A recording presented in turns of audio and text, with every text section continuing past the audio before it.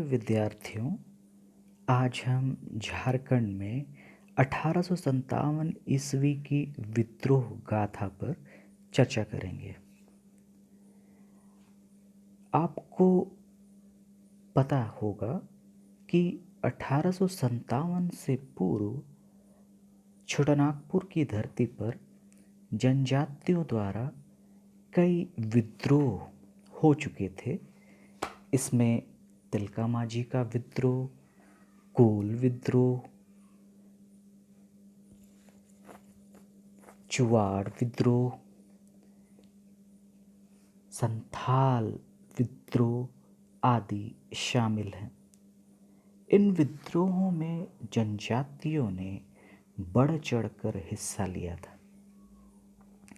भारतवर्ष का पहला व्यापक विद्रोह 1857 का सिपाही विद्रोह माना जाता है। इस विद्रोह में झारखंड की भूमिका भी कम नहीं थी। झारखंड शहीदों की भूमि रही है और 1857 के विद्रोह में झारखंड के भी कई पुत्रों ने अपनी शहादत दी थी। हम झारखंड के इसी 1857 विद्रोह की आज चर्चा करेंगे। झारखंड में प्रायः सभी विद्रोह सरकार के दमनकारी नीति, उनके द्वेष, अन्यायपूर्ण दृष्टिकोण के कारण हुए थे।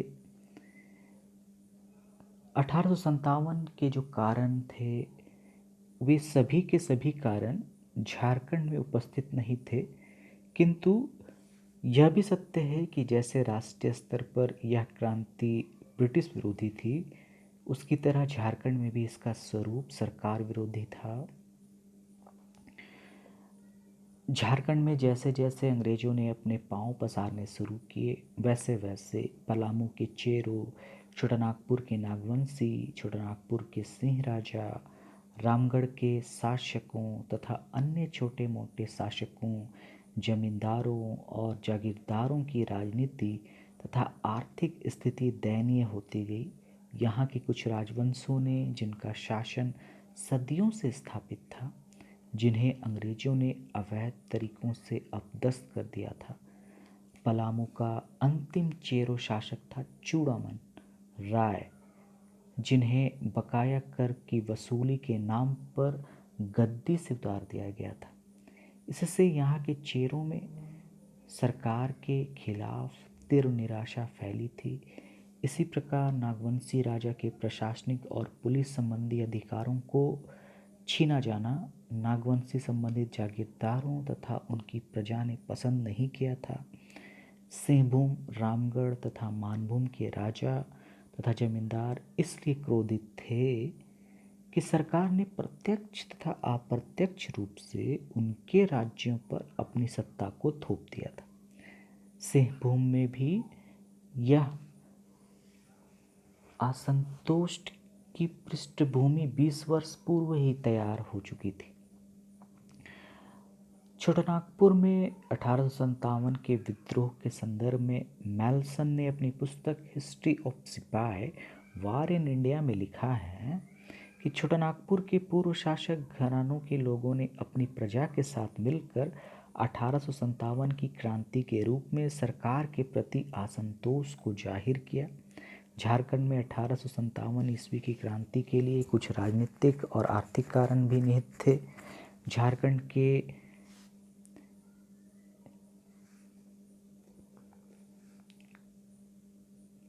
जागीरदार व जमींदार सरकार की आर्थिक शोषणकारी नीति से असंतुष्ट थे। अनेक जागीरदार व जमींदारों ने अपनी जमींदारी को बंधक रख दिया था और वे अपनी इस खोई संपदा को वापस लेना चाहते थे और साथ ही साथ अपनी प्रतिष्ठा को पुनः प्राप्त करना चाहते थे। अपनी आर्थिक परेशानियों से तंग आकर ही कई स्थानों पर असंतुष्टों ने सभाएं की और इस विद्रोह में वे शामिल हो गए। संक्षेप में झारखंड में कंपनी शासन की अपर्याप्तता ने लोगों को विद्रोह में शामिल होने के लिए प्रेरित किया। उपयुक्त स्थानीय कारणों के अलावे छोटानागपुर के विद्रोह पर बिहार में व्याप्त विद्रोह का भी अवश्य ही प्रभाव पड़ा। बिहार में जो विद्रोह हुआ, शाहाबाद के बाबू कुंवर सिंह के विद्रोह की खबर मिलने पर ही हजारीबाग, चाईबासा, रांची तथा पुलिया में स्थित सैनिकों ने विद्रोह शुरू कर दिया। बिहार में इस विद्रोह के प्रमुख नेता जो थे बाबू कुंवर सिंह, उनके भाई थे अमर सिंह।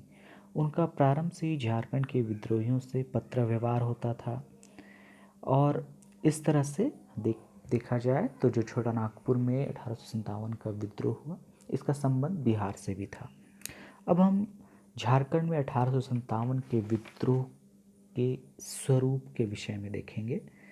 अंग्रेज अधिकारियों ने इस विद्रोह को छोटानागपुर में मान्यता देने से इनकार कर दिया है और इसे लुटेरे लोगों और अराजकता फैलाने वालों का षड्यंत्र माना है, लेकिन उनका यह मत पक्षपातपूर्ण था।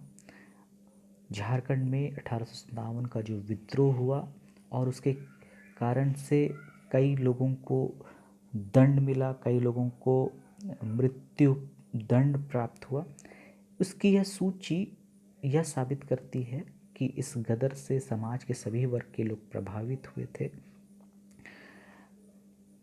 छोटानागपुर में 1857 के विद्रोह के समय जो अंग्रेज पदाधिकारी मौजूद थे, जिनमें डाल्टन, डेविस, नीब आदि शामिल थे, उनकी रिपोर्टों से पता चलता है कि छोटानागपुर के लोगों ने अभूतपूर्व उत्साह और बहादुरी के साथ इस गदर में भाग लिया था और बहुत से लोगों ने विद्रोहियों की सहायता की थी। इससे पता चलता है कि छोटानागपुर में 1857 का जो विद्रोह था उसका स्वरूप काफ़ी व्यापक था। अब हम विद्रोह के प्रारंभ और इसके प्रसार के विषय में देखेंगे। झारखंड में 1857 के विद्रोह का प्रारंभ और प्रसार। 1857 ईस्वी के गदर के समय रामगढ़ बटालियन का मुख्यालय रांची था और इस बटालियन में घुड़सवार और पैदल सेना के अलावा तोपखाना भी था। बटालियन के 1/3 सैनिक झारखंडी थे, जिनमें अधिकांश उच्च जातियों के लोग थे। शेष सैनिक बिहार और अन्य राज्यों से संबंधित थे। कुछ आदिवासी भी सेना में शामिल थे।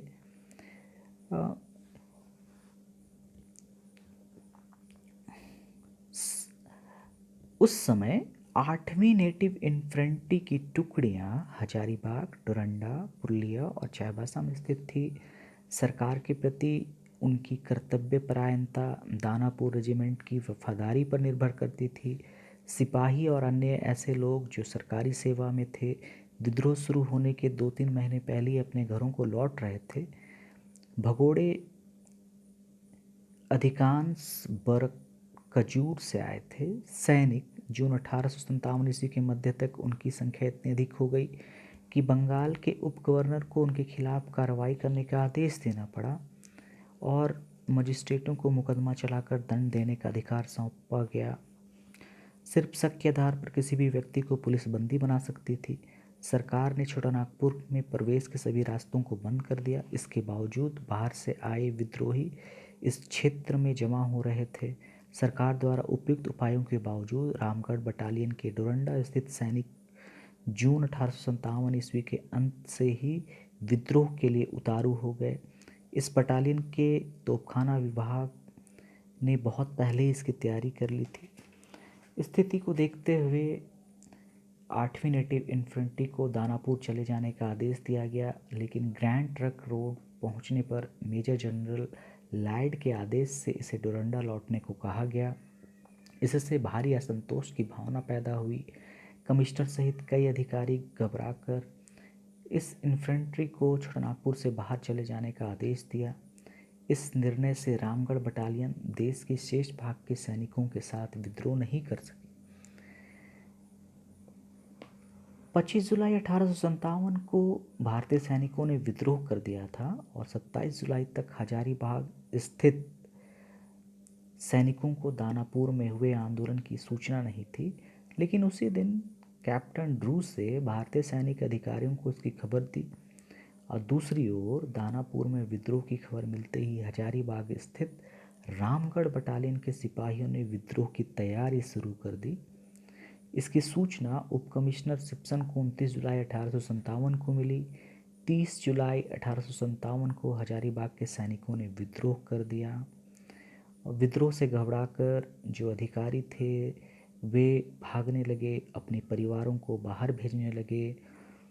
विद्रोहियों ने जेल से कैदियों को छुड़ा लिया, खजाना लूट लिया और इसके बाद विद्रोहियों का ध्यान अंग्रेज अधिकारियों की ओर गया जो भाग चुके थे। उनका पीछा करते हुए वे बगोदर तक पहुंच गए।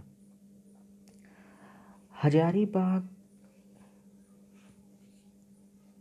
पर नियंत्रण स्थापित करने के लिए विद्रोही पिठोरिया होकर रांची की ओर कूच कर गए और इस तरह से जो विद्रोह था वो व्यापक होता चला गया। पहली अगस्त 1857 को विद्रोह की खबर एक व्यक्ति ने डाल्टन को दी। डोरंडा के सैनिक अधिकारियों को सचेत करवाया गया। वहां से लेफ्टिनेंट ग्राहम को हजारीबाग के विद्रोहियों का सामना करने के लिए भेजा गया। जब ग्राहम रामगढ़ पहुंचा तो उसकी सैनिक टुकड़ी में ही जमादार माधव सिंह और सूबेदार नादिर अली खां के नेतृत्व में विद्रोह कर दिया। विद्रोहियों ने गोला बारूद और तोपों पर अधिकार कर लिया। अब डाल्टन ने डोरंडा के सैनिक अधिकारी कर्नल रॉबिन्स तथा अन्य अधिकारियों से विचार विमर्श किया। रांची में और अधिक रुकना अब बेकार समझकर सभी अंग्रेज अधिकारी हजारीबाग के लिए रवाना हुए, क्योंकि रांची से 25 किलोमीटर और मांझी से उत्तर पश्चिम पहाड़ी में बसे खटंगा के निवासी और 12 गांव के जमींदार उमराव सिंह और उसके भाई घासी सिंह तथा दीवान शेख भिखारी ने अपने सहयोगियों की सहायता से चुट्टूपालू घाटी की नाकेबंदी कर दी थी।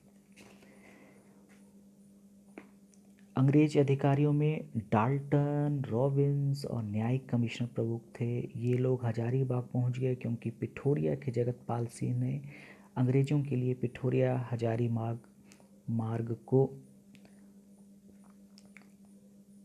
सुरक्षित बना रखा था। इस समय तक डोरंडा में बचे सिपाहियों को ग्राहम की टुकड़ी के विद्रोह की खबर नहीं मिली थी। ग्राहम वाली विद्रोही टुकड़ी रांची से सिर्फ कुछ दूरी पर ही रखी गई थी। ये विद्रोही रांची पहुंचकर सीधे कमिश्नर की कोठी गए। वहां कमिश्नर को ना पाकर उन्होंने आपसी विचार विमर्श के बाद कोठी को सुरक्षित छोड़ दिया और इस प्रकार 2 अगस्त 1857 को रांची डोरंडा पर माधव सिंह, जमादार जयमंगल पांडे तथा सूबेदार नादिर अली खां के नेतृत्व में विद्रोहियों का पूर्ण कब्जा हो गया। अब हजारीबाग पहुंचने पर डाल्टन ने देखा कि विद्रोहियों ने अभी तक राजाओं और जमींदारों से कोई संपर्क स्थापित नहीं किया है, इसलिए उसने उन्हें इनाम तथा अलंकरण देकर अपनी ओर मिला लेने का निश्चय किया। रामगढ़ के राजा ने भी डाल्टन को अमूल्य सेवा प्रदान की। कमिश्नर ने हजारीबाग जेल की सुरक्षा पर ज़्यादा ध्यान दिया। हजारीबाग के प्रिंसिपल असिस्टेंट सिम्पसन के रानीगंज भाग जाने के कारण डाल्टन ने लोहरदंगा प्रमंडल को असिस्टेंट कमिश्नर डेविस को हजारीबाग का भी पदभार सौंप दिया। इसी बीच विद्रोहियों ने शेरघाटी के डाक तार को लूट लिया और अंग्रेजी अधिकारियों को ज्ञात हुआ कि रांची डोरंडा के विद्रोही बगोदर, चतरा तथा शेरघाटी के रास्ते कुंवर सिंह से मिलने जा रहे हैं। अतः सिख तथा अंग्रेज सैनिकों की सहायता से जीटी रोड को सुरक्षित रखना अनिवार्य हो गया।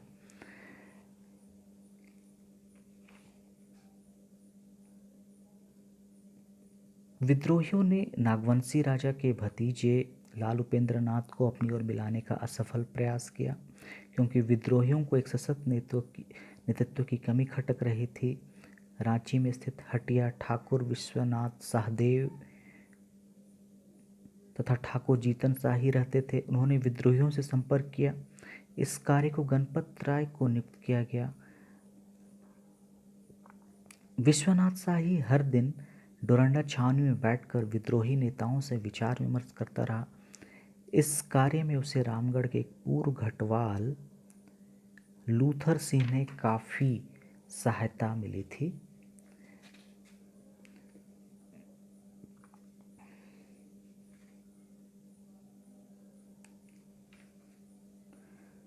मार्च माह के मध्य 1858 में डाल्टन लोहरदगा पहुंचा।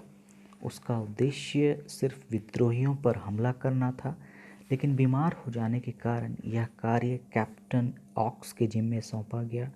ऑक्स मद्रास राइफल की एक टुकड़ी, रामगढ़ घुड़सवारों की एक दल और कैप्टन नेशन के नेतृत्व में 160 कोल संथाल सैनिकों के सहयोग से विद्रोहियों को घेर लिया।